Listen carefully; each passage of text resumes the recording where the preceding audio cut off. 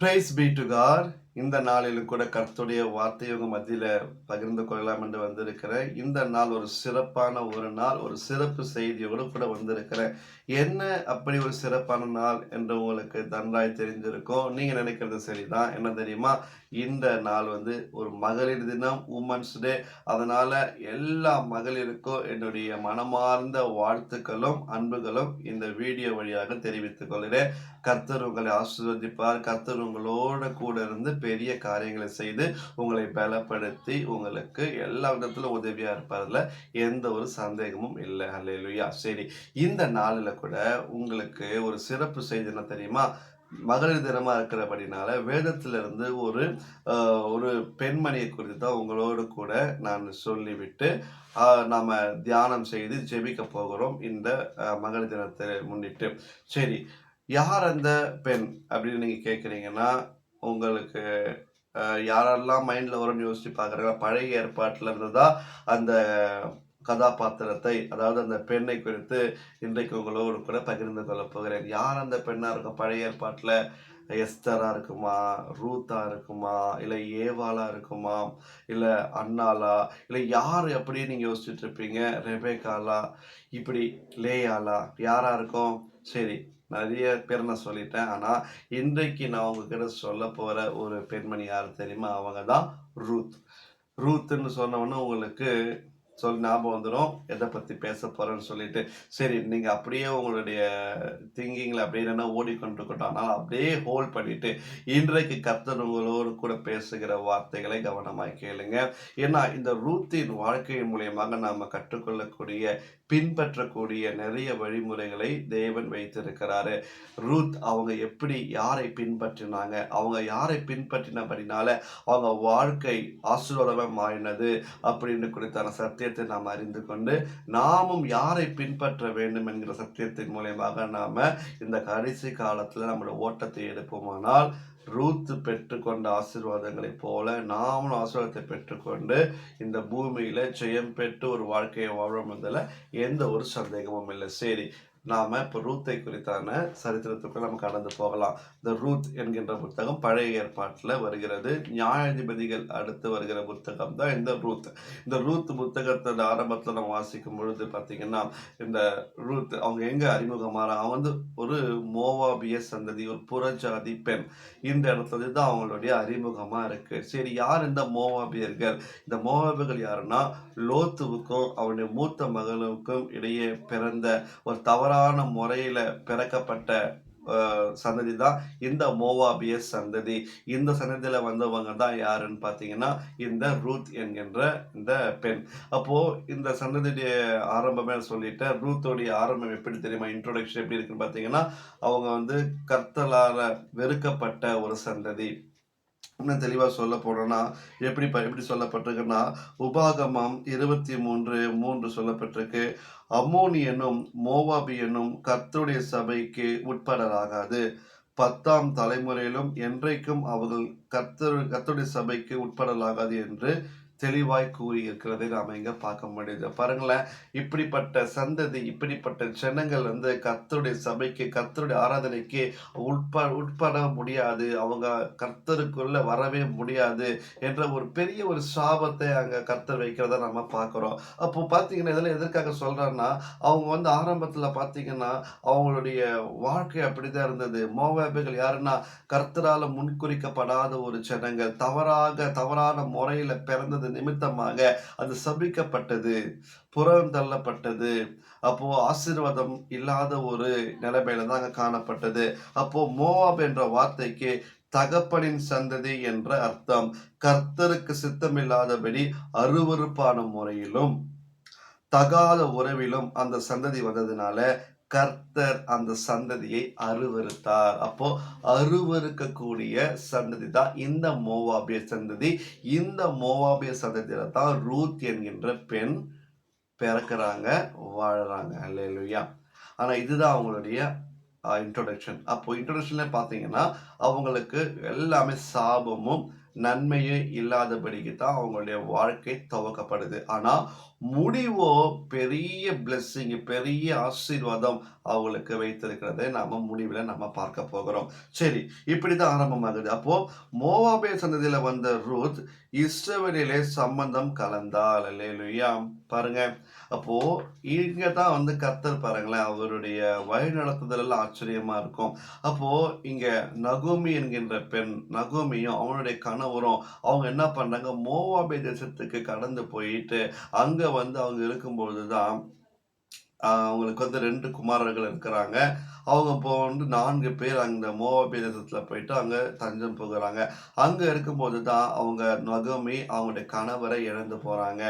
அதுக்கப்புறம் அவங்க 2 மகன்களோடு கூட இருக்கும்பொழுது தான் அங்க மோவாபிய தேசத்திலேயே 2 பெண்களை கல்யாணம் கட்டி முடிக்கிறாங்க. 2 பெண் யாருன்னு பார்த்தீங்கன்னா, ஒரு பெண் பேரு ஓர்பால், இன்னொருத்தர் பேரு ரூத்து. அப்ப 2 பேருமே அவங்க கல்யாணம் கட்டி குடுக்குறாங்க. அவங்க ஒரு 10 வருஷம் அங்க வாழ்ந்து கொண்டு இருக்கிறாங்க. ஆனா என்ன ஒரு சோகம்ன்னு பார்த்தீங்கன்னா, அந்த நகோமி அவங்களுடைய கணவரும் இறந்து போறாங்க. அதுக்கப்புறம் பார்த்தீங்கன்னா, நகோமியோட 2 மகன்களும் இறந்து போறாங்க. இப்போது அந்த வீட்ல பார்த்தீங்கன்னா 3 விதவை பெண்கள். அவங்களுக்கு எந்த ஒரு சப்போர்ட்டும் இல்ல. இப்படித்தான் அவங்களுடைய ஆரம்ப வாழ்க்கை ஆரம்பமாகுது. இப்படிப்பட்ட சூழ்நிலையில அவங்களோட நம்பிக்கை எப்படி இருக்கு யோசிச்சு பாருங்களேன். அப்போ இந்த சூழ்நிலையில அவங்க வாழ்க்கைய நடத்த ஆரம்பிக்கிறாங்க. அதுக்கப்புறம் நகேமி சொல்றாங்க, "இனியும் நீங்க இப்படி இருக்கிறது இனி நீங்க என் கூட இப்படி இருக்கிறது எனக்கு கஷ்டமா இருக்கு. அதனால நீங்க என்ன பண்ணுங்க, 2 பேரும் நீங்க என்னை விட்டு நீங்க கடந்து போயிடுங்க" அப்படின்னு சொல்றாங்க. அப்போ இந்த வார்த்தைய 2 பேருமே கேட்கறாங்க. யார் கேட்கறான்னா, ஆ நகோமின்னு சொல்றாங்க, "நீங்க புறப்பட்டு என்னை விட்டு கடந்து போயிடுங்கன்னு" சொல்லிட்டு அவங்க வந்து ஒரு நல்ல ஆலோசனைய கொடுக்குறாங்க. இது நல்ல ஆலோசனை தான். அப்ப 2 பேரும் கேட்கறாங்க. அதுல ஓர்பால் கேட்டு என்ன பண்றாங்க, நகோமிய முத்தமிட்டு தன் தகப்பன் வீட்டுக்கு அவங்க கிளம்பி போயிடுறாங்க. ஆனா ரூத் பாருங்களேன், ரூத் இங்க செஞ்ச ஒரு காரியம் தான் ரொம்பவும் ஆச்சரியமாவும் இருக்கும். ரொம்பவும் வந்து அ அற்புதமா இருக்கும். அந்த வசனத்தோடு நான் விளக்கி சொல்ல விரும்புறேன். அவங்களுடைய எப்படி தன்னை அர்ப்பணித்துக் கொண்டாங்க தெரியுமா? அப்போ ரூத்தின் கணவர் மரித்தார். மட்டுமல்ல, நகோமியின் அடுத்த மகனும் மரித்தான். நகோமி மோவாப் தேசத்திலிருந்து இஸ்ரவேல் தேசத்துக்கு திரும்பி தீர்மானித்தாள். அப்போது மூத்த மருமகன் ஓர்பால் தன் மாமியை முத்தமிட்டு போனார். ரூத்தோ அவளை விடாமல் பற்றிக் கொண்டாள். இது வந்து ரூத் 1ஆம் அதிகாரம் 14ஆம் வசனத்துல நான் வாசிச்சேன். அதுக்கு பிற்பாடு நீங்க பார்த்தீங்கன்னா, ரூத் 1ஆம் அதிகாரம் 16, 17ல சொல்லப்பட்டிருக்கு. இத நான் உங்களுக்கு தெளிவாய் சொல்ல விரும்புறேன். அவங்க என்னென்னலாம் அவங்க வந்து சொன்னாங்க என்று சொல்லிட்டு. அப்போ முதல் மருமகன் என்ன பண்ணிட்டான், தன்னுடைய மாமிய முத்தமிட்டு கடந்து போய்விட்டான். ஆனா ரூத் இங்க செஞ்சது தான் ரொம்ப ஆ அட்மையரிங்கா இருக்கும். என்ன தெரியுமா? அவங்க சொல்றாங்க, "நான் உம்மை பின்பற்றாமல் உம்மை விட்டு திரும்பி போவதை குறித்து என்னோடு நீங்க பேசவே வேண்டாம்." சொல்றாங்க பாருங்க. உம்ம உம்ம விட்டு நானு என்னை விட்டு நீ போம்மான்னு நீங்க சொல்றீங்க பார்த்தீங்களா? அப்படிப்பட்ட வார்த்தைய என்கிட்ட நீங்க பேசவே பேசாதீங்கம்மா. அவங்களுக்கு ஆச்சரியமா இருக்கு. "என்னம்மா நீ இப்படி சொல்ற?" அப்படின்னு கேட்டிருப்பாங்க. "இல்லம்மா நீங்க அப்படி சொல்லாதீங்க. என்னை விட்டு போன்னு நீங்க அந்த வார்த்தைய என்கிட்ட பேசவே பேசாதீங்க. சொல்லவே சொல்லாதீங்கன்னு" சொல்லிட்டு ரூத் சொல்றாங்க. அது மாத்திரம் இல்ல. அதோட கூட நெறைய சொல்றாங்க. அ "நீர் போகும் இடத்திற்கு நானும் வருவேன். நீங்க எங்க போறீங்களோ, அம்மா அங்க நானும் வருவேன்ம்மா. அது மாத்திரம் இல்ல. நீர் தங்கும் இடத்துல நானும் தங்குவேன். உம்முடைய ஜனம் என்னுடைய ஜனம். உம்முடைய தேவன் என்னுடைய தேவன்." பாருங்களேன். நீங்க எங்க போனாலும் நான் அங்க கூட வருவேன். நீங்க எங்க இருந்தாலும் நாங்க அங்க இருப்பேன். அப்போ நீங்க யார வணங்குறீங்களோ, அந்த தேவன தான் நானும் வணங்குவேன். உங்க ஜனம் தாம்மா என்னுடைய ஜனம். இதுதான் அவங்க எடுத்த தீர்மானம். அப்போ இப்படிதான் அவங்க சொல்றாங்க. அதோட இன்னும் சொல்றாங்க பாருங்க. "உம்முடைய தேவன் என்னுடைய தேவன். நீர் மரணம் அடையும் இடத்துல நானும் மரணம் அடைந்து அங்கே அடக்கம் பண்ணப்படுவேன்." அம்மா அது மட்டும் இல்லம்மா, நீங்க மரணம் அடைறதுல நானும் மரணம் அடைவேன். அதுதான் என்னுடைய இடம். அப்போ என்ன சொல்ல வராங்க தெரியுமா? "அம்மா நான் உங்க கூடவே தான் இருப்பேன். உங்கள விட்டு நானும் போகவே மாட்டேன்ம்மா. நீங்க எங்கெல்லாம் போறீங்களோ அங்கெல்லாம் நானும் வருவேன். யாரெல்லாம் உங்களுக்கு ஃப்ரெண்ட்ஸோ அவங்க தான் எனக்கும் ஃப்ரெண்ட்ஸு.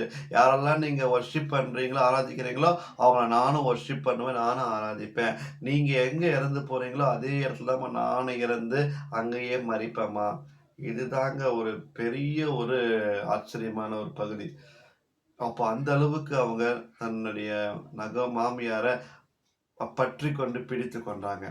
அப்புறம் சொல்றாங்க, மரணமே அல்லாமல் வேறொன்றும் உம்மை விட்டு என்னை பிரித்தால் கர்த்தர் அதற்கு சரியாகவும் அதற்கு அதிகமாகவும் எனக்கு செய்ய கடவர் என்றார். பாருங்களேன். ஒரு வேளை இதை மீறி நடந்தா கூட அதுக்கு தக்க பலனை கர்த்தர் எனக்கு தருவார்னு சொல்லிட்டு இன்னுமான வார்த்தைகளை சொல்றாங்க. இப்படித்தான் அவங்க தன்னை மாமியாரோட கூட தன்னை ஈடுபடுத்திக் கொண்டு ஒரு புதிய உறவை அங்க பிறப்பித்துக் கொள்றாங்க. அவங்களுடைய அந்த உறுதியை கண்டு கர்த்தர் ரூத்தை என்ன பண்றாங்க? ஆசீர்வதிக்கிறார். அல்லேலூயா. இதுதான் கர்த்தர் ஒரு மனிதனை இப்படிதான் பார்க்கறாங்க. இன்றைக்கு நம்ம காலகட்டத்துல எடுத்துக்கொள்ளுங்களேன் பார்க்கலாம். இன்னைக்கு நம்ம காலகட்டத்துல இன்னைக்கு இந்த சூழ்நிலையில ஒருவேளை ஒரு வாய்ப்பு ஒரு மருமகளுக்கு ஒரு மாமியார் சொல்றாங்கன்னா, என்ன பண்ணுவாங்க? இதான்டா சான்ஸ் சொல்லிட்டு உடனே என்ன பண்ணுவாங்க? மூட்டை முடிச்ச கட்டிட்டு அப்பா வீட்டுக்கு கிளம்பி போயிட்டு இருப்பாங்க. ஏன் இன்னும் நம்ம அவ்வளோ போணும்? அப்படிலாம் இல்ல. இன்னொரு கேட்டகரி இருக்கு. என்னன்னா, ஆ கல்யாணம் ஆயிட்டு வந்த பிறகு மாமியாரு, மாமனாரு, கணவன், பிள்ளை இப்படியெல்லாம் இருந்து ஒரு வாழ்க்கை முறை, ஒரு குடும்பம் இருக்கு. ஒரு சின்ன சின்ன பிரச்சனை வரும்போது என்ன நடக்குது தெரியுமா? அநேக குடும்பம்ல, உடனே மூட்டை முடிச்ச கட்டின்னு அப்பா வீட்டுக்கு கிளம்பி நான் போயிடுறேன்னு சொல்லிட்டு போற ஒரு குரூப்பும் இருக்குது. இந்த மாரி குரூப்ஸ்ல மத்தியில இந்த ரூத்துடைய செய்கையை பார்த்தோம்னா எப்படி ஆச்சரியமா தான் இருக்கும். கண்டிப்பா இல்ல. இன்னைக்கு ஒரு சின்ன சின்ன பிரச்சனைகள்ல குடும்பத்துல இருக்கிற பிரச்சனை நிமித்தமாக புறப்பட்டு அப்பா, அம்மா வீட்டுக்கு கிளம்பி போயிடுறாங்க அநேக பெண்கள். ஆனா இன்றைக்கு ரூத்து அவர்களுக்கெல்லாம் ஒரு ரோல் மாடலா இன்றைக்கு இருக்கிறாங்க. இன்னைக்கு நமக்கு எவ்வளோ நவீன காலங்கள் வந்துருச்சு. இன்னைக்கு பெண்கள் இன்னைக்கு நெறைய விதத்துல சாதிக்கிறாங்க. நெறைய சாதனை படைக்கிறாங்க. இன்றைக்கு பெண்கள் தினமா இருக்கிறனால நெறைய அவங்கள குறித்தான சிறப்பான செய்திகளை கேட்பீங்க. சிறப்பான காரியங்கள நீங்க இன்னுமாக சோசியல் மீடியால இன்னைக்கு நெறைய எல்லாருமே ஸ்டேட்டஸ் வைப்பாங்க. நெறைய நீங்க பார்ப்பீங்க பாருங்களேன். இவ்வளவாய் மகத்துவமான காரியங்களை கர்த்தர் செய்திருக்கிறார். ஆனா இன்றைக்கு நம்ம விசேஷமாக இந்த ரூத்துடைய வாழ்க்கையில காணப்பட்ட இந்த ஒரு திருப்புமுனை தான் நான் இன்றைக்கு உங்களுக்கு நான் சொல்லிக் கொண்டு இருக்கிறேன். அப்போ அவங்கள என்ன யார பின்பற்றினாங்க தெரியுமா? தன்னுடைய மாமியாரை பின்பற்றினால. ஆனா என்ன இதுல பியூட்டினஸ்னா, அந்த நகோமி யாரை பின்பற்றி வந்தாங்கன்னா, ஜீவனுள்ள தேவனை பின்பற்றி வந்த மகளாய் நகோமி இருந்தபடியினால தான் இந்த ஆசீர்வாதம் ரூத்துவுக்கு வந்தது என்பதை நம்ம மறந்துவிடக்கூடாது. இன்றைக்கு ஆசீர்வாதங்களை எப்படி பற்றிக்கொள்ள வேண்டும் என்பதை குறித்த சத்தியத்தை நம்ம ரூத்தின் வாழ்க்கையில இருந்து நாம கற்றுக்கொள்ளலாம். அப்போ என்றைக்கு அவங்க நகோமி கிட்ட அட்டாச்மெண்ட் ஆயிட்ட பிறகு அவங்க என்னைக்கு அவங்க தன்னை முற்றிலுமாக ஒப்பு கொடுத்தாங்க, சரண்டர் என்னைக்கு ஒப்பு கொடுத்தாங்களோ அன்றைக்கு தான் அவங்களுடைய சபிக்கப்பட்ட ஒரு வாழ்க்கை, சாபமாக்கப்பட்ட ஒரு வாழ்க்கை ஆசீர்வாதமாக மாற்றுகிறதை நாம அன்னைக்கு பார்க்கிறோம். என்னைக்கு தெரியுமா? நான் படிச்சேன் பார்த்தீங்களா? இந்த இடத்துல இருந்து தான் ரூத் 1ஆம் அதிகாரம் 16, 17 இந்த இடத்துல இருந்து தான் கர்த்தர் அவங்களுடைய சாபத்தை ஆசீர்வாதமாய் மாற்றுறாரு. எப்பன்னா சரண்டர் பண்றாங்க பாத்தீங்களா? இன்றைக்கும் நம்முடைய வாழ்க்கை சபிக்கப்பட்ட ஒரு வாழ்க்கை, பாவத்தில் இருக்க நம்முடைய வாழ்க்கை எப்போ ஆசீர்வாதமாய் மாறும் என்று சொன்னா, நீங்க தேவ சமூகத்துல போயிட்டு நீங்க ஒப்புக்கொள்கிற, நீங்க தீர்மானிக்கிற, நீங்க முடிவெடுக்கிற அந்த நேரம் தான் உங்களுடைய சாபங்கள் எல்லாம் ஆசீர்வாதமாய் மாறுது. உங்களுடைய துக்கம் எல்லாம் சந்தோஷமாக மாறுது. உங்க குறைவுகள் எல்லாம் நிறைவாய் மாறுது என்பதை இயேசு கிறிஸ்துவின் நாமத்துல உங்களுக்கு நான் சொல்லுகிறேன். அப்போ இன்றைக்கு பாருங்க, அப்போ இந்த ஒருவேளை இந்த ரூத் தன்னுடைய மாமியார ஓர்பால் செஞ்சது போல இவங்களும் முத்தமிட்டுட்டு போயிட்டு இருந்தாங்கன்னு வச்சுக்கோங்களேன்.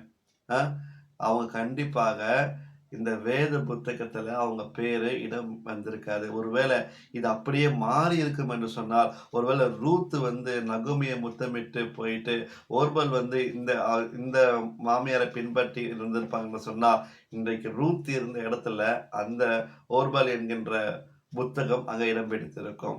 ஹல்லேலூயா. பாருங்களேன். அப்போ கர்த்தர் தன்னை பின்பற்றி வருகிற ஜனங்களை எந்த அளவுக்கு கனப்படுத்தி இருக்கிறாரு, மேன்மைப்படுத்தி இருக்கிறாரு. வேத புத்தகத்துல ரூத் என்கின்ற ஒரு புத்தகத்தையே எழுதி வைத்திருக்கிறாரு. ஒரு சாட்சியாக நாம யாரை பின்பற்றி வரணும், யாரை தொடர்ந்து கொள்ளணும் என்று சொல்லி. அது மாத்திரமல்ல, ரூத் இன்னொரு ஸ்பெஷாலிட்டி என்ன தெரியுமா? அவங்க கிறிஸ்துவுடைய வம்ச வரலாறுல பங்கு கொள்ளப்பட்ட 4 பெண்கள்ல ஒரு பெண் இந்த ரூத் என்பவர்கள் என்பதை வேதத்துல இருந்து நாம வாசிக்கிறோம். ஆமென். மத்தேயு புத்தகத்துல நம்ம வாசிக்கிறோம்ல, அங்க ஜெனரேஷன் போட்டிருக்கோம். இயேசுவின் வழியாக இயேசு மூலியமாக வந்த அந்த இயேசு கிறிஸ்து எப்படியெல்லாம் வந்தாரு, அவங்களுடைய சந்ததி எப்படிலாம் இருந்து சொல்லப்பட்டதுல 4 பெண்கள் குறிப்பிடப்பட்டிருக்கு. அந்த 4 பெண்கள் யார் யாரு அப்படின்னு பார்த்தீங்கன்னா, ஆஹ் தாமார், ராகாப், அதுக்கப்புறம் ரூத், அதுக்கப்புறம் மரியாள். இந்த 4 பேர் இடம்பெற்றிருக்கிறாங்க. இவங்கெல்லாம் இயேசுவுடைய வம்ச வரலாறுல வந்தவங்க. அப்போ ரூத் வராங்க. ரூத்ல இருந்து தான் அப்புறம் தாவீது, தாவீதுல இருந்து தான் இயேசு. இப்படி நம்ம பார்க்குறோம்னா, அப்போ பாருங்களேன் எவ்வளோ ஒரு பிளெஸ்ஸிங்க இந்த ரூத் என்பவங்க இடம்பெற்றிருப்பாங்க. அப்போ பாருங்களேன், நான் ஆரம்பத்துல சொன்ன ஒரு சாபம் நிறைந்த இடத்துல தான் அவங்களுடைய வாழ்க்கை ஆரம்பமானது. அதாவது ஒரு தவறான உறவுல பிறக்கப்பட்ட ஒரு ஒரு மோவாபிய சந்ததி, அதிலிருந்து அதிலிருந்து பிறந்தவங்க தான் இந்த ரூத் என்கின்ற பெண். சபிக்கப்பட்டவங்க, ஒதுக்கப்பட்டவங்க, புறக்கணிக்கப்பட்டவங்க, கர்த்தருடைய பார்வையில எரிச்சலும் கோபமும் ஆக்கப்பட்ட சந்ததியில பிறந்த அந்த மகள் தான் இன்றைக்கு ஆசீர்வதிக்கப்பட்ட மகளாக, இன்றைக்கு சாட்சி சொல்லும் மகளாக, இன்றைக்கு பிரசங்கிக்கப்படும் மகளாக, இன்றைக்கு அவங்க பேசப்படுறாங்கன்னா, இன்றைக்கு அவங்க அநேக இடங்களுக்கு அவங்க கர்த்தரோட நாமத்தை எடுத்துக்கொண்டு போகிறாருக்கு. காரணம் என்ன தெரியுமா? அவங்க பின்பற்றின அந்த ஒரு வார்த்தை, அவங்க பின்பற்றின அந்த ஒரு வாழ்க்கை, அவங்க யாரை பின்பற்றினாங்கன்றது ரொம்ப முக்கியம். இன்றைக்கு நாம யாரை பின்பற்றி கொண்டிருக்கிறோம்? அவங்க சரியானதை பின்பற்றினாங்க. யாரை பின்பற்றினாங்கன்னா, இஸ்ரவேல் தேவனை பின்பற்றி கடந்து போனாங்க. ஏன்னா அவங்க யார் சூஸ் பண்ணாங்க? நகோமியை சூஸ் பண்ணாங்க. நகோமி என்பவர்கள் யார் என்று நான் சொல்லியிருந்தேன். அவங்க இஸ்ரவேல் தேவனை ஆராதிக்கிற யூத குலத்தை சார்ந்தவங்க. அப்போ அவங்க சொன்னாங்கல்ல, உன் ஜனந்தாமா ஏன் ஜனம், உங்க தேவன் தாமா ஏன் தேவன் சொல்லும் பொழுது, அப்போ யாரெல்லாம் நகோமி யாரை வர்ஷிப் பண்ணாங்களோ அதை தான் இந்த ரூத்தும் அவங்க என்ன பண்ணாங்க? வர்ஷிப் பண்ணாங்க, ஆராதிச்சாங்க. அப்போ அவங்க இயேசுவை, அப்போ இன்றைக்கு நம்ம காலகட்டம் சொல்லணும்னா அவங்க இயேசுவை ஏற்றுக்கொண்டாங்க. அல்லேலூயா, ரட்சிக்க பெற்றாங்க. அப்போ இன்றைக்கும் நம்மளும் என்ன சொல்றோம்? நம்ம ஆவிக்குரிய இஸ்ரவேலர்கள் நம்ம சொல்றோம். எதனால ஆவிக்குரிய இஸ்ரவேலர்கள்? அப்போ இன்றைக்கு ஆபிரகாமுக்கு கொடுத்த எல்லா ஆசீர்வாதங்களும் இன்றைக்கு புறஜாதியாகிய நமக்கும் எப்படி வருதுன்னா, நம்ம என்றைக்கு இயேசு கிறிஸ்துவால கழுவப்படுறோமோ அன்றைக்கே நம்ம ஆபிரகாமுக்குள்ள ஆசீர்வதிக்கப்பட்டிருக்கிறோம். அப்போ ஆபிரகாமின் ஆசீர்வாதங்கள் எல்லாம் நமக்கும் உரியதாய் வந்துகிறது. அதே போல இன்னைக்கு என்றைக்கு அவங்க ஜீவனுள்ள தேவன் மேல ரூத் நம்பிக்கை வைத்து பின்பற்றி போனாங்களோ அந்த நேரத்திலேயே அவர்களுடைய சாபங்கள் எல்லாம் ஆசீர்வாதமாய் மாறினது. அப்போ இன்றைக்கு நாம யாரை பின்பற்ற போகிறோம்? நாம கிறிஸ்துவை பின்பற்றி வருவோம் என்று சொன்னால் நம்முடைய வாழ்க்கை கூட ஒரு சாட்சியுள்ள வாழ்க்கையாய் மாறும் என்பதுல எந்த ஒரு சந்தேகமும் இல்லை. அப்போ ஆனா இன்றைக்கு என்ன நடக்குது தெரியுமா? அநேக இடங்கள்ல இன்னைக்கு அநேக விசுவாசிகள் அப்போ இன்னைக்கு யாரை பின்பற்றி நீங்க போய் கொண்டிருக்கிறீங்க? இன்னைக்கு அநேக குடும்பங்கள் யாரை பின்பற்றி போய் கொண்டிருக்கிறீங்க? ரூத்துவை போல ஞானமுள்ள பெண்களா இருக்கிறீங்களா? இல்ல மதியற்ற பெண்களா இருக்கிறீங்களா? இன்றைக்கு ரூத் எடுத்த தீர்மானத்தின் முறையில் தான் இன்றைக்கு ரூத் அன்றைக்கு எடுத்த தீர்மானம், நான் என் தகப்பன் வீட்டுக்கு போக மாட்டேன், என் மாமியாரோடு கூட நான் கடந்து போவேன், அவர்கள் இருக்கிற இடத்துல தான் இருப்பேன், அவர்கள் இருக்கிற இடத்துல தான் நான் வசிப்பேன் என்று சொல்ல தீர்மானம் எடுத்தது மாத்திரம் இல்லாம, அம்மா நீங்க யாரை கும்பிடுறீங்களோ நம்மளை நான் கும்பிடுவோம்மா, நீங்க எதை நம்புறீங்களோ அதை நம்புறோம்மா, இதுதாங்க ஒரு ஈடுபாடு. அவங்க எதை நம்பியே போல கண்மூடித்தனமான விசுவாசத்தை அவங்க வச்சிருந்தாங்க. அப்ப பாருங்க, இந்த ஒரு கமிட்மெண்ட்டை, இந்த ஒரு சரண்டர்ஃபுல் லைஃபை தான் அவங்க பற்றி கொண்டதுனால தான் கர்த்தர் அவர்களை உயர்த்தி வைத்திருக்கிறாரு. இன்றைக்கு நம்மளுடைய வாழ்க்கையும் உயர வேண்டும் என்று சொன்னால் நம்ம யாரோடு கூட ஐக்கியப்படுகிறோம், நம்ம யாரோடு கூட இணைக்கப்படுகிறோம், யாரோடு கூட தொட விரும்புகிறோம். அப்போ இன்றைக்கு தேர்ந்தெடுக்கிற முடிவு உங்க கையில தான் இருக்கு. இன்றைக்கு நம்ம இயேசுவை முத்தம் விட்டு நம்ம உலகத்தை நோக்கி பறந்து போனோம்னு வச்சுங்களேன், நம்ம கண்டிப்பாக ஆசீர்வாதத்தை இழந்து விடுவோம். இன்றைக்கு அந்த ஓர்பல் செய்தது தவறுன்னு சொல்லிட முடியாது. அவங்களுக்கு ஒரு வாய்ப்பு வந்துச்சு. அவங்க என்ன பண்ணாங்க? இதான சான்ஸ்ன்னு போல. அவங்க மகோமிய முத்தமிட்டு அவங்க அப்பா விட்டு கடந்து போயிட்டாங்க. ஆனா இங்க இப்ப என்ன எனக்கு தெரியுமா? இன்னைக்கு நம்ம காலகட்டத்துல நம்ம இயேசுவை நேசிக்கிறோம். இயேசுவை முத்தம் செய்துவிட்டு உலகத்துக்கு பின்னால கடந்து போய்விட்டோம். உலக வழிபாடுகள், உலக சிற்றின்பங்கள், உலக மோக இச்சைகளுக்குள்ள நம்ம கடந்து போய்விட்டோம். ஆனா இன்றைக்கு நாம அப்படிப்பட்ட வாழ்க்கை அழைக்கப்படல. இயேசுவே நீர் இருக்கிற இடத்துல நானும் இருக்க விரும்புறேன்ப்பா. நீங்க இருக்கிற இடத்துல தான் நீங்க இருக்கிற வசிக்கிறத நானும் இருக்க விரும்புகிறேன். நான் உண்மை பின்பற்ற விரும்புகிறேன். நீர் ஜெபித்தது போல நான் ஜெபிக்கணுமப்பா. உமக்குள்ள இருக்கிற பாரம் எனக்குள்ள வரணும் ஆண்டவரே என்று சொல்லி நாம ஒப்புரவாக வேண்டும். இதற்காக தான் நாம அழைக்கப்பட்டிருக்கிறோம். இன்றைக்கு நீங்க இயேசுவை முத்தம் மாத்திரம் செய்துவிட்டு, அப்பா நான் உன்னை நேசிக்கிறேன், உண்மையில அன்புக்குள்ள சொல்லிவிட்டு நம்ம உலகத்தின் பின்னால போவோம் என்று சொன்னால் ஆசீர்வாதத்தை இழந்து போகிற நம்ம ஜனங்களா தான் நம்ம காணப்படும். அதுவே ஆண்டவரே நான் உம்மையே பின்பற்றுவேன், உமக்குரியதெல்லாம் எனக்குரியது ஆண்டவரே என்று சொல்லி அவர் போகிற இடத்துல எல்லாம் நம்ம பின்னோக்கி செல்வோமானால் நம்முடைய பரலோக ஆசீர்வாதத்தை நம்ம சுதந்திரத்துக் கொள்வோம் என்பதில் எந்த ஒரு சந்தேகமும் இல்லை. அல்லேலூயா. அதனால இன்றைக்கு இயேசுவை முழு மனதோடு பின்பற்றுவோம். அல்லேலூயா. இயேசுவை பின்பற்றி போறதில் நமக்கு சந்தேகம் வேணாம். அவர் நமக்காக ஜீவனை தந்த இரட்சகராக இருக்கிறாரு. இந்த நாட்கள்ல நாம இருக்கிறோம். அதிகமா சிலுவையின் உபதேசங்கள் அதிகமாய் கேளுங்க. சிலுவை குறித்தான உபதேசம் நமக்கு தேவ பலத்தை கொண்டு வரும் என்பதில் சந்தேகமே தேவையில்லை. அப்போ இன்றைக்கு நாம ரூத் தீர்மானித்த அந்த பாதை எப்படி ஆசீர்வாதமா உங்களுக்கு அமைந்ததோ அதே போல நம்ம கிறிஸ்துவை பின்பற்றும் பொழுது அந்த பாதை நமக்கு ஜீவனை பின்பற்றுகிற பாதையாகத்தான் இருக்கும் என்பதில் ஒரு துளி கூட சந்தேகம் நமக்கு இருக்கவே இருக்காது என்று நான் கிறிஸ்து இயேசுவுக்குள்ள நிச்சயித்திருக்கிறேன். அல்லேலூயா. இன்றைக்கு நாம நல்ல தீர்மானங்களை எடுக்க கற்றுக்கொள்ளுவோம். அப்போ உங்களுடைய வாழ்க்கையில நீங்க எடுக்க போகிற முடிவு எல்லாம் எப்படி இருக்கு, ஆசீர்வாதத்துக்குள்ள கடந்து போகுமா யோசித்து பாருங்க.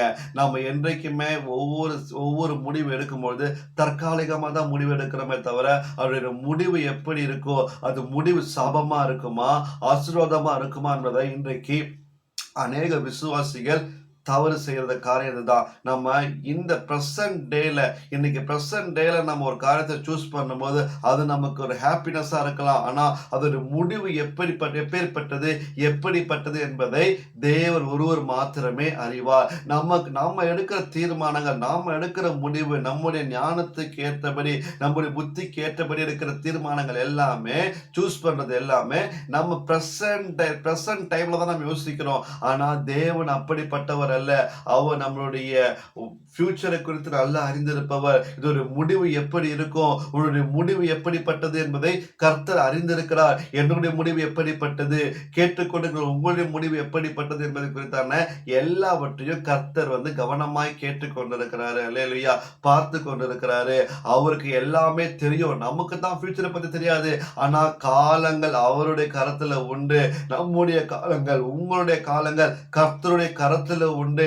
அப்ப அவருடைய கரத்துல நம்முடைய வாழ்க்கையை ஒப்பு கொடுக்கும் பொழுது அவர் நம்மை சத்திய வழியில, நித்திய பாதையில கட்டாயம் நடத்துவார் என்பதில் சந்தேகமே வேண்டாம். அப்போ இன்றைக்கு நாம எடுக்கிற தீர்மானங்கள், தற்காலிக முடிவுகளை வைத்துக்கொண்டு நம்ம வாழ்க்கையை நடத்துவோம் என்று சொன்னால் நாம பெரும் ஏமாற்றத்தை தான் நம்ம சந்திப்போம். அதுவே காலத்தை கரங்களில் வைத்திருக்கிற காலத்தை உருவாக்கின சகலத்தையும் படைத்த தேவனிடத்துல நம்முடைய விசுவாசத்தை வைப்போம் என்று சொன்னால் நம்மளுடைய முடிவு அற்புதமாகவும் ஆச்சரியமாகவும் ஆசீர்வாதமாகவும் இருப்போம் என்பதில் நாம அறிந்து இருக்கிறோம். அல்லேலூயா. அதனால நம்ம இப்ப எடுக்கிற முடிவை எடுத்து யோசிக்காதீங்க. ஆண்டவரே இதோடைய முடிவு எப்படி இருக்கு ஆண்டவரே, நான் எடுக்கிற இந்த தீர்மானம் அது எனக்கு ஆசீர்வாதமா இருக்குமா இல்லை சாபமா இருக்குமா ஆண்டவரே, எனக்கு ஒரு முடிவை கொடுங்கப்பா, எனக்கு ஒரு தீர்மானத்தை கொடுங்க, எனக்கு ஒரு வழியை காட்டுங்கப்பா. நான் எடுக்கிற இந்த இந்த இந்த ஜாபு, இந்த லைஃப், இல்லை நான் போற இந்த பிளேஸு, இது எனக்கு எப்படியாய் போய் முடியும்னு எனக்கு நீங்க வழிகாட்டுங்கப்பா. எனக்கு இப்போ இது நல்லா சரியென்று எனக்கு படுது, ஆனா இதோட முடிவு எனக்கு தெரியாது.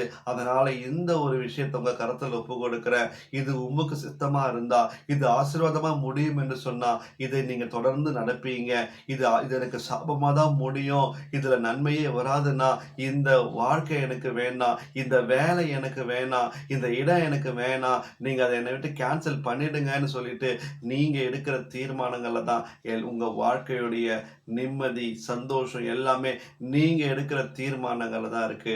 அப்போ நாம ஞானமாய் ருத்துவை போல ஞானமுள்ளவர்களாய் இருப்போம் என்று சொன்னால், நாம கண்டிப்பாக கர்த்தருடைய கரத்துல ஆசீர்வதிக்கப்பட்ட பிள்ளைகளாக, ஆசீர்வதிக்கப்பட்ட சந்ததியில நம்ம வருவோம் என்பதில் எந்த ஒரு சந்தேகமும் நமக்கு வேண்டவே வேண்டாம். அப்போ இந்த நாளிலும் கூட ரூத்துடைய வாழ்க்கையை குறித்து நாம தியானித்தோம். நாம யாரை பின்பற்றினோம்? நாம இயேசு கிறிஸ்துவை பின்பற்றுவோம், பரிசுத்த வேதாகமத்தை பின்பற்றுவோம், பரிசுத்த ஆவியானவரோடு நம்முடைய ஐக்கியத்தை வைத்துக் கொள்வோம், அவரோடு கூட கரம் கோர்த்து செபிப்போம், அவரோடு கூட சத்தியத்தை நாம் அறிந்து கொள்வோம். சத்திய ஆவியானவர் சகல சத்தியத்திற்குள்ளேயும் உங்களையும் என்னையும் வழி நடத்துவார். அவர் நமக்காக காத்து கொண்டிருக்கிறார். ஆவியானவரே, சகல ஆசீர்வாதமும் எங்களுக்கு காண்பி தருளுங்க. பிதாவுடைய அன்பு, இயேசு கிறிஸ்துவுடைய கிருபையை எங்களுக்கு விவரித்து சொல்லுங்கப்பா. உங்ககிட்ட நான் என் ஐக்கியத்தை வைத்துக் கொள்கிறேன் என்று சொல்லி ஆவியானவரோடு கூட ஐக்கியத்தை வைத்துக் கொள்வீர்கள் என்று சொன்னால், கர்த்தர் கட்டாயம் தேவ அன்புக்குள்ள, தேவ கிருபைகளுக்குள்ள நம்மை வழி நடத்தி ஆசீர்வதிப்பாரு. சரி, வாங்க இப்பொழுது கூட நாம இன்றைக்கு விசேஷமான ஒரு நாளா இருக்கிறபடினால இன்றைக்கு நாம ஒவ்வொரு பெண்களுக்காக நாம சிறப்பாக நாம ஜெபிக்க போகிறோம். இன்றைக்கு பெண்களுக்கு எதிராக நடந்து கொண்டிருக்கிற குற்றங்கள் எவ்வளவோ பெருகி இருக்குல்ல. இன்னைக்கு எத்தனையோ விதமான முறையில பெண்கள் சீரழிக்கப்படுறாங்க, கெடுக்கப்படுறாங்க. எத்தனையோ பேர் வீணான பழிகளுக்குள்ள ஆளாக்கப்படுறாங்க. எவ்வளவு வேதனையான செய்திகளை நம்ம கேட்டுக்கொண்டு இருக்கிறோம்ல. இன்றைக்கு வெளியே போன ஒரு பாதுகாப்பு இல்லை. எத்தனையோ பெண்கள் அப்ப இன்றைக்கு உபத்திரவப்பட்டு கொண்டு இருக்கிறாங்க. இப்படிப்பட்டவர்களுக்காக நாம ஜெபிக்க அழைக்கப்படுகிறோம். அதனால சத்தியத்தை நாம கேட்டதுக்காக தேவனை நான் துதிக்கிறேன், ஸ்தோத்தரிக்கிறேன். இது நாம ஜெபிக்க வேண்டிய நேரம், ஜெபிக்க வேண்டிய காலம். இந்த நேரத்துல, இந்த காலத்துல நம்ம மௌனமா இல்லாதபடிக்கு நீங்க உங்களையும் ஒப்பு கொடுத்து ஜெபிங்க.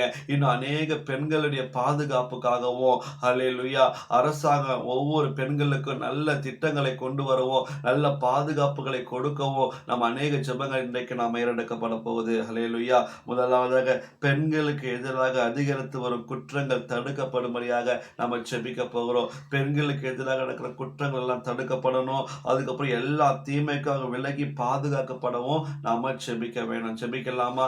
எல்லாரும் கண்களை மூடி ஒரு நிமிடமாவது நம்ம தேவனை நோக்கி நாம பார்க்கலாமா? இன்றைக்கு இந்த வார்த்தை உங்களுக்கு பிரயோஜனமா இருக்கும் என்று நான் கிறிஸ்து இயேசுவுக்குள்ள விசுவாசிக்கிறேன். ஹல்லேலூயா. அப்பா, இந்த வேலையில கூட ஆண்டவரே, அப்பா, இந்த நாளுக்காகவும் அதிகமாய் நான் துதிக்கிறேன், உம்மை ஸ்தோத்தரிக்கிறேன். அப்பா ஆண்டவரே, பெண்களுக்காக, ஒவ்வொரு பெண்களுக்காக ஜெபிக்கிறேன் கர்த்தாவே. தேவனே, பெண்களுக்கு எதிராக அதிகரித்து வரும் குற்றங்கள் எல்லாம் அப்பா தடுக்கப்படும்படியாக ஜெபிக்கிறேன் கர்த்தாவே. தேவனே, அவர்களுக்கு எத்தனையோ பெண்கள் அப்பா பலவிதமான பாதிப்புக்குள்ள இருக்கிறாங்க அப்பா குடும்ப சூழ்நிலைகளால தள்ளப்பட்ட நிலைமையில, தேவைகள் மத்தியில தள்ளப்பட்ட நிலையில, இப்படி ஏகப்பட்ட சூழ்நிலையில ஒவ்வொரு பெண்களும் பலவிதமான உபத்திரவ பாடுகள் வேதனையில் இருக்கிற ஒவ்வொருத்தரும் வாழ்க்கையிலும் விடுதலையை கர்த்தர் கட்டளையிடும்படியாக ஜெபிக்கிறேன். தேவனே, ஒவ்வொரு பெண்களும் எல்லா தீமைக்கு விலக்கி கர்த்தர் நீர் அவர்களை பாதுகாத்துக் கொள்ளும்படியாக ஜெபிக்கிற கர்த்தாவே. பெண்களுக்கு எதிராக நடக்கிற குற்றங்கள் எல்லாம் தடுக்கப்பட அரசாங்கம் கடுமையான சட்டங்களை ஏற்றும்படியாக ஜெபிக்கிறோம் கர்த்தாவே. பெண்களுக்கான நல்ல பாதுகாப்பை கொடுக்கட்டும் தகப்பனே.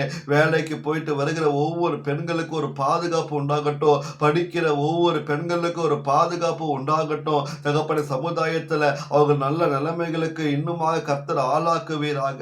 இன்றைக்கு அநேக பெண்களை நீர் உயர்த்தி இருக்கிறீர். அநேக பெண்களை கர்த்தர் நீர் அன்று ஆசீர்வதித்து இருக்கிறீர் ஆண்டவரே. இன்றைக்கு அநேக பெண்கள் அப்பா இன்றைக்கும் அடிமைத்தனத்துக்குள்ள இருக்கிறாங்க அப்பா ஆண் ஆதிக்கத்தின் பிடியில் இருக்கிறாங்க ஆண்டவரே. அப்படிப்பட்டவர்களெல்லாம் வெளியே வர வேண்டும் அப்பா. அப்படிப்பட்டவர்களெல்லாம் வெளியே சமுதாயத்தில் நல்ல பேரும் புகழுமாய் வாழ்ந்து ஒரு நல்ல பாதுகாப்பை பெற்றுக்கொள்ளும்படியாக விரும்பி செபிக்கிறோம் கர்த்தாவே. தேவன் பொறுப்பெடுத்துக் கொள்ளுங்க ஆண்டவரே.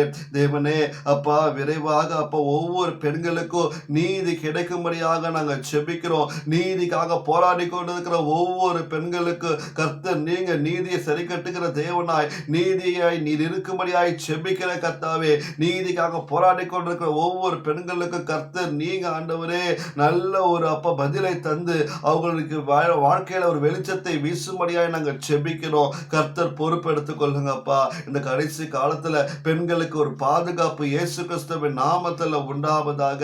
அப்பா, இன்றைக்கு அநேக பெண்கள் அப்பா போதை வஸ்துகளுக்கு அப்பா அடிமையாக இருக்கிறாங்கப்பா. அநேக பெண்கள் இன்னைக்கு குடிக்கும் போதை வஸ்துகளுக்கும் புகைக்கு அடிமையாக்கப்பட்டிருக்கிறார்கள் அப்பா. துணிகரமாக வீதிகள் இருந்து அப்பா அப்பா புகைப்பிடித்துக் கொண்டும் நடனமாடிக்கொண்டும் அப்பா கிளப் டான்ஸ் என்று சொல்லிக் கொண்டு அப்பா பலவிதமான அப்பா ஆடம்பரமான சிற்றின்ப வாழ்க்கைகளுக்கு தன்னை அர்ப்பணித்துக் கொண்டு அப்பா சீரழித்துக் கொண்டிருக்கிற அநேக பெண்கள் மனம் திரும்பும்படியாக நாங்கள் செபிக்கிறோம். பாவ அடிமை தனத்தில் இருக்கிற பெண்கள் மனம் திரும்ப வேண்டுமா நாங்கள் செபிக்கிறோம். கள்ள உறவில் இருக்கிற பெண்கள் மனம் திரும்பும்படியாக செபிக்கிறோம். குடும்பத்தை விட்டு வேறு குடும்பத்தை ஏற்படுத்திக் கொண்டிருக்கிற ஒவ்வொரு பெண்களும் மனம் திரும்பி தன் வீட்டை நோக்கி வரும்படியாய் நாங்கள் செபிக்கிறோம். சத்துருவானவன் அநேகரை பாவத்துக்குள்ளாக, விபச்சாரத்துக்குள்ளாக, வேசித்தனத்திற்குள்ளாக அநேகரை வழிநடத்தி கொண்டிருக்கிறானே. அப்படிப்பட்ட பெண்கள் எல்லாம் விடுதலை ஆக்கப்பட்டு அப்ப எல்லா விதமான பாலியல் குற்றங்களுக்கு அப்ப அவங்களை நீங்களாக்கப்பட்டு என் தேவனை ரட்சிக்கும்படியாக செபிக்கிறேன். தன்னுடைய பொல்லாத வழிகளை அவங்களை விலக்கி அவங்க உண்மை நோக்கி பார்க்கும்படியாக வரும்படியாக நாங்கள் செபிக்கிறோம் கர்த்தாவே. அடிமை தனத்துக்கு பெண்கள் எல்லாம் விடுதலை ஆக்கப்படும்படியாக நாங்கள் ஒரு மனமாய் நாங்கள் செபிக்கிறோம் கர்த்தாவே. தேவன் பொறுப்பெடுத்துக் கொள்ளுங்கப்பா. அடிமைதன வாழ்க்கையில முடிவுக்கு வரட்டும் அப்பா. அப்பா, அடிமையா இருந்த வாழ்க்கை முடிவுக்கு வரட்டும்.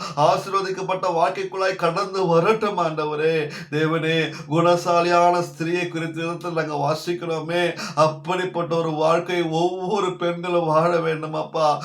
குணசாலியான ஸ்திரீ தன் வீட்டை எப்படி கட்டுகிறாள் என்று சொல்லி குறித்தான வசனங்களை நாங்க விதத்துல வாசிக்கிறோமே கர்த்தாவே.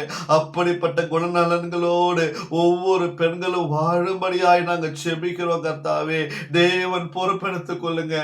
கர்த்தருக்கு பயப்படுகிற ஸ்திரீயாய் ஒவ்வொரு பெண்களும் இருக்க வேண்டுமாய் நாங்க செபிக்கிறோம். கர்த்தருடைய சமூக அப்பா நின்று ஜெபிக்கிற குடும்ப பெண்களாய் இருக்க வேண்டும் ஆண்டவரே. இன்றைக்கு அநேக பெண்கள் குடும்பத்தை கட்டி எழுப்புகிற பெண்களாய் காணப்படவில்லை அப்பா. இன்றைக்கு அப்பா ஒவ்வொரு பெண்களும் குடும்பத்தை கட்டி எழுப்பத்தக்கதான கிருபைகளை பெற்றுக்கொள்ளட்டும். தன் கணவரையும் பிள்ளைகளையும் அப்பா கிறிஸ்துவுக்குள்ள வழி நடத்துகிற பெண்களாய் அவர்கள் காணப்படுவார்களாக. தேவனே, குடும்பத்தை கட்டி எழுப்புறதுக்கான பலனை ஒவ்வொரு பெண்களுக்கு தரும்படியாக செபிக்கிறேன். தேவ ஆவியானவர் ஒவ்வொரு பெண்களுக்கு நீரே அப்பா தகப்பனுக்கு தகப்பனாய், சகோதரனுக்கு சகோதரனாய், நண்பனுக்கு நண்பனாய் அப்பா உற்ற துணையாய் நீரே இருப்பீராக அப்பா. தகப்பனே, இன்றைக்கு அநேக பெண்களுடைய வாழ்க்கையில அப்பா கணவர் நிமித்தம் வருகிற உபத்திரவங்கள் பாடுகளிலிருந்து அவங்களுக்கு விடுதலை தரும்படியாய் நாங்கள் செபிக்கிறோம். அவங்க எதிர்பார்க்கிற சமாதான ஒரு வாழ்க்கை, நேசிக்கிற ஒரு வாழ்க்கை, அன்பான வாழ்க்கை அவர்கள் இயேசு கிறிஸ்துவின் நாமத்தில் பெற்றுக்கொள்ளும்படியாய் நாங்கள் செபிக்கிறோம் அப்பா. தேவன் ஒவ்வொரு பெண்களுக்கு நல்ல விடுதலையையும் ஆலோசனையை கர்த்தர் தருவீராக அப்பா. தேவனே, அவர்கள் சோர்ந்து போகாதபடிக்கு அப்ப தின மன தைரியத்தை அவங்களுக்கு தரும்படியாக நாங்கள் செபிக்கிறோம் கர்த்தாவே. இந்த வேலையில ஒவ்வொரு பெண்களுக்கு வேண்டிய பாதுகாப்பு இயேசு கிறிஸ்துவின் நாமத்தில் உண்டாகட்டும். அவர்களை அபிஷேகிக்கும்படியாக செபிக்கிறோம் கர்த்தாவே. உன்னத பலனால் அவர்களை நிரப்பும்படியாக நாங்கள் செபிக்கிறோம். ஒவ்வொரு பெண்கள் மேல ஒரு அபிஷேக தைலத்தை ஊற்றுங்க. ஆவி அனலாய் எழுந்து ஜெபிக்கிற பெண்களாக அப்பா, அதிகாலையில் எழுந்து ஜெபிக்கிற பெண்களாக, குடும்பத்துக்காக பாரம் எடுத்து ஜெபிக்கிற பெண்களாக ஒவ்வொரு பெண்கள் மேலும் அபிஷேகத்தை நதி போல பாயும்படி செய்வீராக அப்பா. அப்பா, அருமையான வீட்டை கட்டும்படியாக, விசுவாச வீடாய் கட்டும்படியாக, ஆவிக்குரிய வீடாய் தன் வீட்டை கட்டும்படியாக கிருபையை, பலத்தை, ஞானத்தை ஒவ்வொரு பெண்களுக்கு தந்து வழிநடத்தும்படியாய் நாங்கள் செபிக்கிறோம் கர்த்தாவே. தேவன் அப்படி செய்ய போற கிருபைகளுக்காக உமக்கு ஸ்தோத்திரம், உமக்கு நன்றியை நாங்கள் தெரிவிக்கிறோம் கர்த்தாவே. இந்த வேலையில கூட ஆண்டவரே, எங்கள் செபங்கள் அனைத்து நீர் கேட்டதற்காக உமக்கு ஸ்தோத்திரங்கள் அப்பா. இந்த விசேஷமான இந்த நேரத்துல அப்பா, இந்த நாளுக்காக நாங்கள் அதிகமாய் துதிக்கிறோம், உம்மை ஸ்தோத்தரிக்கிறோம் தகப்பனே. ஒவ்வொருவரையும் நான் அப்பா இயேசு கிறிஸ்துவின் நாமத்துல ஒவ்வொருவரையும் ஆசீர்வதிக்கிறேன் அப்பா. ஒவ்வொரு தாய்மார்களையும் ஒவ்வொரு சகோதரிகளையும் கிறிஸ்து இயேசுவின் பேர்ல ஆசீர்வதிக்கிறேன் கர்த்தாவே. அவங்களுக்கு வேண்டிய கிருபைகள் அளவில்லாமல் கொடுப்பீராக. உம்முடைய கண்களில் அவர்களுக்கு கிருபையும் இரக்கமும் தயவும் பெருக செய்வீராக. அவர் உபத்திரவங்கள் எல்லாம் ஆண்டவரே எடுத்து போடுவீராக. உபத்திரவப்பட்ட நாட்கள் எல்லாம் முடிவுக்கு வரட்டும் இயேசுவின் நாமத்தினாலே. அவர்கள் நம்பிக்கை வீண் போகாதபடிக்கு அப்ப நிச்சயமான ஒரு நம்பிக்கை அவர்களுக்கு கர்த்தரில் கொடுக்கும்படியாய் நாங்கள் செபிக்கிற கர்த்தாவே. நிச்சயமாகவே முடிவு உண்டு. உன் நம்பிக்கை ஒருபோது வீண் போகாது. ஒன்றும் உன்னை அசைக்கப்பட மாட்டாது. நீ கர்த்தரிலும் அவர் சத்துவத்தின் வல்லமையிலும் அதிகமாய் பலப்படு. உன்மேல் கர்த்தர் உதிப்பார். எழும்பி பிரகாசி. கர்த்தருடைய மகிமை உன்னை காத்து கொள்ளும் என்கின்ற வார்த்தையின்படி ஒவ்வொரு வரையும் இயேசு கிறிஸ்துவின் நாமத்தில் அப்பா ஆசீர்வதித்து ஜெபிக்கிறேன் பிதாவே. தேவ ஆவியானவர் ஒவ்வொருவருக்கு வேண்டிய பலனை நீ தருந்ததற்காக ஸ்தோத்திரம் ஸ்தோத்திரம் ஸ்தோத்திரம். இந்த ஜெப விண்ணப்பங்கள் யாவையும் நசரேயனாகிய இயேசு கிறிஸ்துவின் வல்லமையுள்ள நாமத்துல ஜெபிக்கிறேன் என் ஜீவனுள்ள நல்ல பிதாவே. ஆமென் ஆமென் ஆமென். ஹalleluya. God bless you. இந்த நாளிலும் கூட ஒரு சத்தியத்தை நீங்க கேட்டதற்காக ஸ்தோத்திரம். இன்றைக்கு கூட நாம யாரை பின்பற்ற வேண்டும், யாரை நாம பின்பற்றி போக வேண்டும் என்கிற வார்த்தையை நீங்க கேட்டதற்காக நான் அதிகமாய் கர்த்தரை துதிக்கிறேன். ரூத் எப்படி அவங்க நன்மையான ஒரு காரியத்தை எப்படி அவங்க நன்மையை பின்பற்றி போனாங்களோ, எப்படி ஜீவனை ஆசீர்வாதத்தை பின்பற்றி போனாங்களோ, அதே போல நாமளும் ஜீவனையும் ஆசீர்வாதத்தை பின்பற்றி நாம் தொடர்ந்து போவோம் என்று சொன்னால் நம்ம வாழ்க்கை கூட ஆசீர்வதிக்கப்பட்ட வாழ்க்கையா இருக்கும் என்பதில் எந்த ஒரு சந்தேகமும் இல்லை. அதனால இந்த வார்த்தையின் மூலமாக உங்கள் எல்லாரையும் கிறிஸ்து இயேசுவின் மூலமாக வாழ்த்துகிறேன். அப்புறம் இந்த நாள் மறுபடியும் நன்றி செலுத்துகிறேன். மறுபடியும் விஷ் பண்றேன். எல்லாருக்குமே ஹாப்பி உமன்ஸ் டே. நல்லா ஹாப்பியா இருங்க, சந்தோஷமா இருங்க. கிறிஸ்துவுக்குள்ள மகிழ்ச்சியா இருப்பதுதான் உங்களுடைய பலனா இருக்கு. எந்த சூழ்நிலையும் சோர்ந்து போயிடாதீங்க. உங்களுக்குள்ள உங்க பலனே இயேசு தான். ஹல்லேலூயா. உங்க பலனே இயேசு தான். உங்க மகிழ்ச்சி தான் உங்க பலன். ஹல்லேலூயா. இயேசு உங்களுக்குள்ள இருக்கும்போது மகிழ்ச்சியா நீங்க இருக்கணும். ஹல்லேலூயா. இயேசு விசுவாசிக்கிறபடினால ஒருபோது சோர்வுக்கு இடம் கொடுத்துடாதுங்க. வானத்தையும் பூமியும் படைத்த தேவன் என் கூட இருக்கிறாரு. சகலமும் நன்மையாய் என் தேவன் மாற்றி முடிப்பாரு. நான் ஆராதிக்கிற தேவன் வல்லமையுள்ள தேவன். என்னை ஆசீர்வாதமாய் மாற்றுவார் என்று விசுவாச அறிக்கை செய்யுங்க. கர்த்தர் கட்டாயம் உங்களுடைய பாதைகளை எல்லாவற்றையும் அவர் வெளிச்சமாய் மாற்றுவாரு. உங்களுமாய் கடந்து போவாரு. அதனால இந்த வார்த்தையினால நீங்க அதிகமாய் நீங்க தேற்றப்பட்டிருப்பீங்கன்னு நான் விசுவாசிக்கிறேன். தொடர்ந்து கர்த்தர் உங்களையும் உங்க குடும்பங்களையும் ஆசீர்வதிப்பாராக. God bless you. God bless you. Amen. Amen.